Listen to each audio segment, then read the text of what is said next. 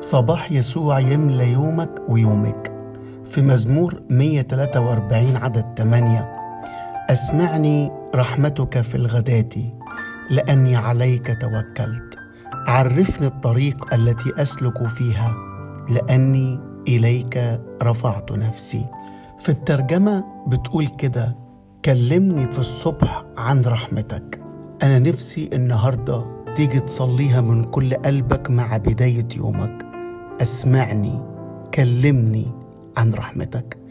خلي ودانك مفتوحة وقلبك مفتوح لصوت الرب بمراحمه وإحسانه اللي يملى يومك بالتمام ويغطيه في كل خطوة أنت تتحرك فيها، مع أي حد بتتعامل معاه، مع أي أمر يقف قدامك. قل له في بداية الصبح: كلمني، أسمعني عن رحمتك، وده لأني عليك توكلت. يلا كده مع بداية اليوم في هذا الصباح اتكل على الرب، ما تخافش، توكل على الرب من كل قلبك وعلى فهمك لا تعتمد.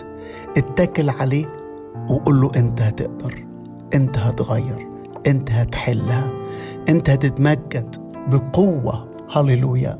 وبعدين صلى وقال له كده: عرفني الطريق التي أسلك فيها.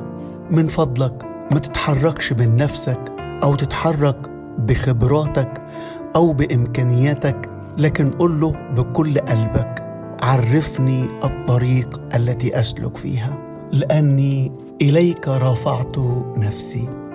عيني عليك، متكل عليك، أصغي لصوتك بقوة مراحمك اللي تغطي يومي. هللويا. عشان كده ما تخافش من أي شيء يقابلك، لأن في مراحم وفي طريق الرب بيقودك فيها. الرب يبارككم.